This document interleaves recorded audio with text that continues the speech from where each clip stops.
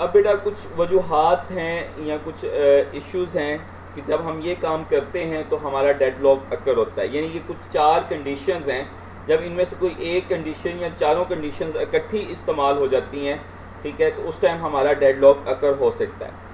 सबसे पहले बेटा हमारी है म्यूचुअल एक्सक्लूशन।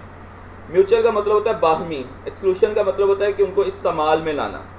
अच्छा, दो डिवाइसेस या दो हमारी रिसोर्सेज कि या उनमें से आप यूं कह लो कि एक रिसोर्स कोई भी आप ऐसा रख लो कि जिसको दो प्रोसेस इकट्ठे इस्तेमाल कभी नहीं कर सकते हैं।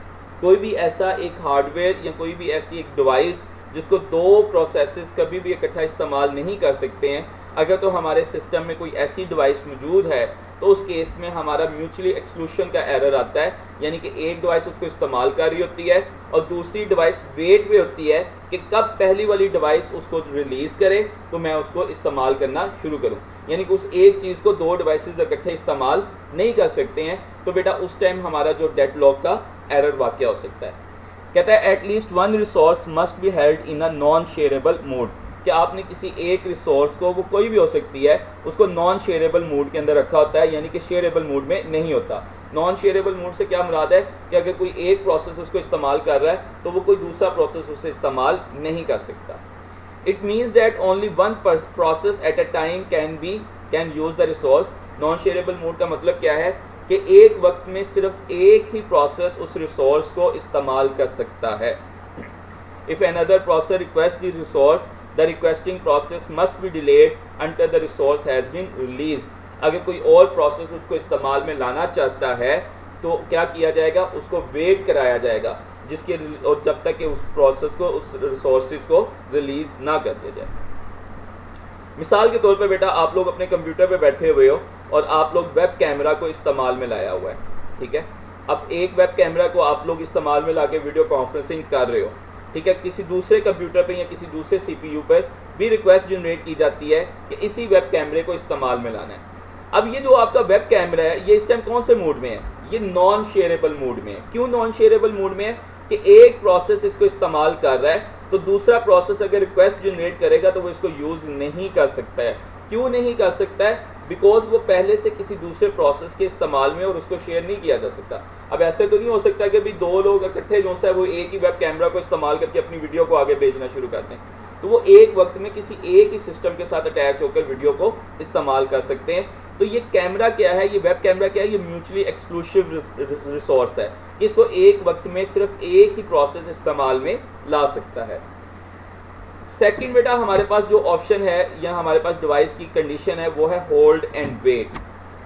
होल्ड एंड वेट क्या है कि अगर हमारे पास दो रिसोर्सेज हैं, मिसाल के तौर पर हमारे पास एक प्रिंटर भी है और हमारे पास एक वेब कैमरा भी है, हमारे पास एक प्रिंटर भी है और हमारे पास एक वेब कैमरा भी है। कोई एक प्रोसेस आपने ऐसा जनरेट किया जिसको कंप्लीट होने के लिए प्रिंटर की भी ज़रूरत थी और उसे कंप्लीट होने के लिए वेब कैमरा की भी ज़रूरत थी, लेकिन मीनवाइल कोई और कंप्यूटर जो सा है वो वेब कैमरा को इस्तेमाल कर रहा है। अब ये पहले आदमी ने या पहले कंप्यूटर ने रिक्वेस्ट जनरेट की, उसके पास प्रिंटर की अवेलेबिलिटी थी, उसने प्रिंटर से प्रिंट निकलवाना शुरू कर दिया। मिसाल के तौर पर 50 प्रिंट्स निकलवाने थे तो वो 50 पेजेस उसने प्रिंट निकलवा लिए। अब 50 पेजेस हमारे प्रिंट निकल चुके हैं, फर्ज कर लो कि हमने इसको 50 पेजेस को प्रिंट कर लिया हुआ है, लेकिन इसने अभी तक इसको होल्ड एंड वेट किया हुआ है। क्यों इसको होल्ड किया हुआ है, क्योंकि उसको साथ ही साथ इन तमाम 50 पेजेस के साथ उसको वेब कैमरा की भी ज़रूरत महसूस थी। अब वो तब तक इस चीज़ को रिलीज़ नहीं करेगा, बेशक वो कंप्लीट हो चुका हुआ है, वो तब तक इसे रिलीज़ नहीं करेगा जब तक कि उसे दूसरी अपनी रिक्वायर्ड रिसोर्स की अवेलेबिलिटी नहीं हो जाती। और वो उसको अवेलेबिलिटी क्यों नहीं हो रही है, क्योंकि किसी दूसरे प्रोसेस ने इस टाइम उसको एलोकेट किया हुआ है। तो इस सिनेरियो में भी क्या होगा, अब ये वाला प्रोसेस हमारा होल्ड पे चले गया। होल्ड पे क्यों चले गया है, क्योंकि ये रिलीज़ नहीं कर पा रहा। क्यों नहीं रिलीज़ कर पा रहा, क्योंकि इसको वेब कैमरा की ज़रूरत है। और वेब कैमरा क्यों नहीं एलोकेट किया जा रहा, क्योंकि वो किसी और प्रोसेस के अंडर है। उस केस में अगर कोई तीसरा प्रोसेस आता है तो वो ना तो वेब कैमरा इस्तेमाल कर सकता है ना ही प्रिंटर इस्तेमाल कर सकता है। तो ये तीसरा प्रोसेस हमारा क्या हो गया, हमारा डेडलॉक जनरेट हो गया। कि ना वो प्रोसेस इस्तेमाल कर सक रहे हैं, हमारी डिवाइसेस भी जो सी काम में आ रही हैं, पीछे जितने मज़ीद प्रोसेस आते जाएंगे वो हमारे क्या होते जाएंगे, वेटिंग लिस्ट के अंदर जाते जाएंगे। क्यों जाते जा रहे हैं? क्योंकि हमारा प्रिंटर भी यूज़ में है, हमारा वेब कैमरा भी यूज़ में है, इसने होल्ड पे लगाया हुआ है। क्यों? क्योंकि वो दूसरे कैमरे के लिए इंतज़ार में बैठा हुआ है। तो ये मरहला हमारा क्या कहलाता है? होल्ड एंड वेट कहलाता है।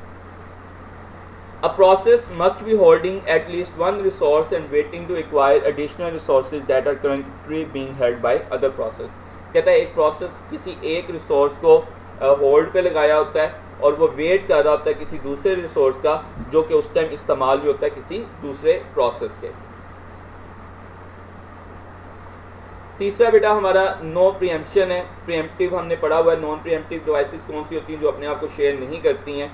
तो अगर हमारे कोई भी प्रोसेस है, ठीक है, जो हमारी नॉन प्रीएम्प्टिव डिवाइसेस हैं, ठीक है, हम उनके प्रोसेस को कभी भी स्टॉप नहीं कर सकते। उन्होंने अपने आप को तब ही स्टॉप करना है जबकि उनका प्रोसेस क्या हो चुका होगा, कंप्लीट हो चुका होगा। तो कहता है resources cannot be preemptive, resources को फ्री नहीं करवाया जा सकता कुछ रिसोर्सेज को। Uh resources can be released only voluntarily by the process holding it. ठीक है, एक रिसोर्स जो सी है उसको सिर्फ प्रोसेस ही जो सा है वो उसको स्टॉप करवा सकता है after that process completed it task, और वो भी सिर्फ तब उसको रिलीज़ किया करेगा जब उसका काम जो सा है वो कंप्लीट हो जाया करेगा। मिसाल के तौर पर एक प्रोसेस के अंदर 50 पेजेस प्रिंट करने की जिम्मेदारी है, तो इसने 50 से पहले अपने प्रोसेस को स्टॉप नहीं करना है। ये सिर्फ स्टॉप करेगा कब करेगा? जब इसकी ये तमाम ऑप्शंस पूरी हो चुकी होगी।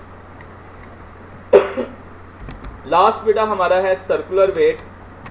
सर्कुलर वेट की छोटी सी डेफिनेशन हम बेशक थोड़ा सा पहले कर भी चुके हुए हैं, लेकिन इसमें होता क्या है कि तमाम डिवाइसेस जो सी हैं, मिसाल के तौर पर ये हमारे पास कुछ डिवाइसेस हैं 1 2 3 4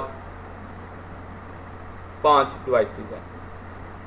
अब इस डिवाइस को, ये पहली डिवाइस है, ये दूसरी है, ये तीसरी डिवाइस है, ये चौथी डिवाइस है, ये पांचवी डिवाइस है, कोई सी भी डिवाइसेस हैं, ठीक है। प्रोसेस नंबर 1 ने, फर्ज कर लो प्रोसेस नंबर 1 ने जो सा है वो इस्तेमाल कर रही है डिवाइस नंबर 1 को। डिवाइस नंबर 1 को कौन इस्तेमाल कर रहा है? प्रोसेस नंबर 1 इस्तेमाल कर रहा है। उसने डिवाइस नंबर 1 को तब छोड़ना है जब उसे दूसरा डिवाइस मिलेगी। अब दूसरी डिवाइस को कौन इस्तेमाल कर रहा है? प्रोसेस नंबर 2 इस्तेमाल कर रहा है। इसने इस डिवाइस को तब छोड़ना है जब इसे ये तीसरी डिवाइस मिलेगी, और इसको कौन इस्तेमाल कर रहा है? इसको प्रोसेस नंबर 3 इस्तेमाल कर रहा है। अब इसने उस डिवाइस को तब छोड़ना है जब इसको चौथी डिवाइस मिलेगी, और उसको कौन इस्तेमाल कर रहा है? Process number 4। तो इसको कौन इस्तेमाल कर रहा है? Process number 5। और इसने तब वो डिवाइस कब छोड़नी है? जब इसको पहली वाली डिवाइस मिलेगी, और उसे कौन इस्तेमाल कर रहा है? Process number 1। तो ये क्या हुआ? ये सारे एक दूसरे के इंतजार में बैठे हैं एक सर्कल में, ठीक है। इसने तब छोड़ना है जब उसको दूसरी डिवाइस मिलेगी, दूसरे ने तब छोड़ना है जब उसे तीसरी मिलेगी, तीसरे ने तब छोड़ना है जब उसे चौथी मिलेगी, चौथे ने तब छोड़ना है जब उसे पांचवीं डिवाइस मिलेगी, पांचवें ने तब छोड़ना है जब उसे पहली वाली डिवाइस मिलेगी।